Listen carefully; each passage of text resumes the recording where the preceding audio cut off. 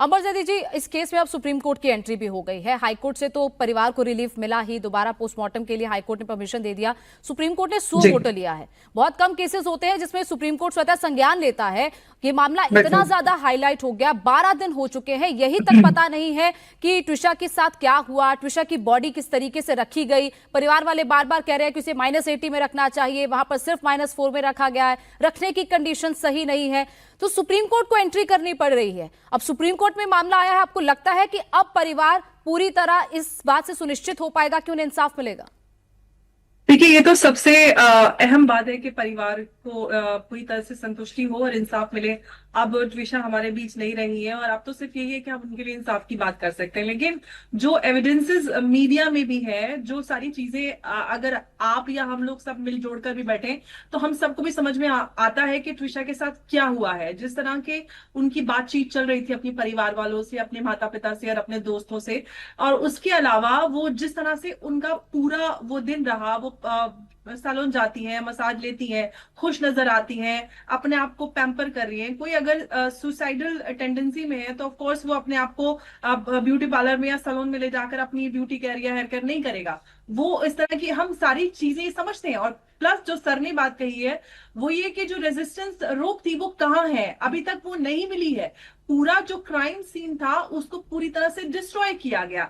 तो यहां से लिहाजा एक बात तो साबित होती है कि एक आम इंसान के लिए इस देश में इंसाफ मांगना कितना मुश्किल है। वो लोग जो सक्षम है, जो पावर में आते हैं या पावर में एक्सेस रखते हैं, या रिटायर्ड जजेस हैं, या फिर समझ जैसे वो कोई क्रिमिनल लॉयर है, वो सारी चीजों को आसानी से तोड़ मरोड़ सकते हैं। आप ऐसा क्या करेंगे? अगर आपके हिसाब से ट्विशा ने सुसाइड की है तो आपने 46 कॉल किसको की? आप इतनी शांति से कैसे घूम रही हैं? आपने फिर सीसीटीवी टेक्नीशियन को क्यों बुलाया? क्यों वो सारी सीसीटीवी फुटेज नहीं है? तो सारी चीजें जब आम लोगों को समझ में आती है तो पुलिस को कैसे समझ में नहीं आई? पुलिस ने पहले ही डिक्लेयर कर दिया कि भाई सुसाइड करके एक लड़की मर गई जो बड़ी खुश है, अपने आप को सेल्फ केयर कर रही है, सारी चीजें कर रही है। तो मुझे लगता है कि पुलिस की जिम्मेदारी और पुलिस की भूमिका यहाँ पे सबसे ज्यादा संदेहास्पद रही है। उनको नहीं उम्मीद थी कि शायद मीडिया ट्रायल होगा। अब ऐसा लग रहा है कि मीडिया ट्रायल होगा और मीडिया इंसाफ देने लगेगा और मीडिया ही पुलिस का काम करेगा। ऐसा लग रहा है। मीडिया को गाली देने तो आ जाते, लेकिन जो मीडिया का कार्य है, जो एक आम इंसान को इंसाफ दिलाने में मीडिया ही भूमिका अदा कर रहा है। अदरवाइज तो कोर्ट से क्या उम्मीद रखेंगे? अगर लोग सक्षम है, बड़े परिवार से हैं, तो फिर तो उनको इंसाफ ही नहीं मिलेगा।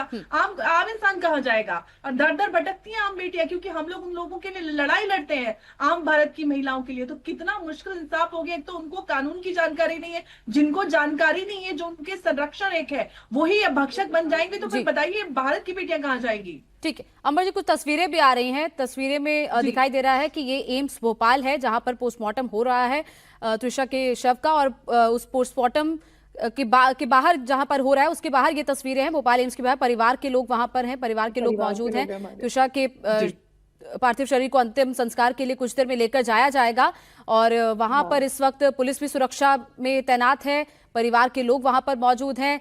क्या पोस्टमार्टम में निकल कर आएगा ये भी बार बार सामने क्या आएगा, क्या चीजें, क्या फैक्ट सामने आएंगे, क्योंकि अब दिल्ली एम्स से टीम गई हुई है। डॉक्टर सुधीर गुप्ता की लीडरशिप में इस वक्त टीम वहां पर पोस्टमार्टम कर रही है। पोस्टमार्टम रिपोर्ट जब सामने आएगी उसमें पूरे फैक्ट सामने आएंगे, क्योंकि अभी तक जो फैक्ट्स आए थे, परिवार का कहना है वो सारे फैक्ट्स गलत थे, छुपाए गए थे।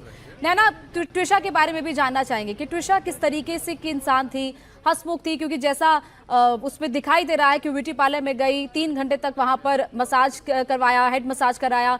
उसके बाद वहां के लोगों का भी कहना है, जो ब्यूटी पार्लर की जो वहां पर काम करता है स्टाफ, उनका भी कहना है कि बहुत हंसमुख तरीके से रहती थी, अच्छे से बात कर रही थी, किसी तरीके का स्ट्रेस नहीं था। और पोस्टमार्टम पूरा हो चुका है, ये जानकारी दर्शकों को दे दे कि दिल्ली एम्स के डॉक्टर्स ने पोस्टमार्टम पूरा कर दिया है। कैसी इंसान थी नैना? अगर हम कहें कि ट्विशा ऐसी इंसान थी कि वो इतनी टेंशन ले कि वो सुसाइड कर ले, क्या ऐसा आप मान सकती हैं? क्या आपको लगता है कि ऐसा हो सकता है? मैम, ये मेरा 10th इंटरव्यू है और मैं फिर ये बात बोलूंगी, त्विशा ऐसी नहीं थी। त्विशा कभी ऐसा कर नहीं सकती थी। मैंने उसकी बॉडी लैंग्वेज देखी थी, जो मेरे को सैलून का वीडियो देखा था मैंने। हम दोनों ने, बहनों ने काफी बार सैलून सेशंस खुद भी लिए हैं साथ में बैठ के। मुझे उस बॉडी लैंग्वेज में कुछ भी अलग नहीं लगा। उसकी बॉडी लैंग्वेज ऐसी ही होती थी, वो बिंदास थी। आप देखोगे जब वो पार्लर में घुसी भी है तो उसने स्टाफ से बड़े पोलाइटली हंस के कुछ पूछा है, शायद उन्होंने बोला अच्छा आप लोग मूवी देख रहे थे, और उसकी रीविजिट थी पार्लर में।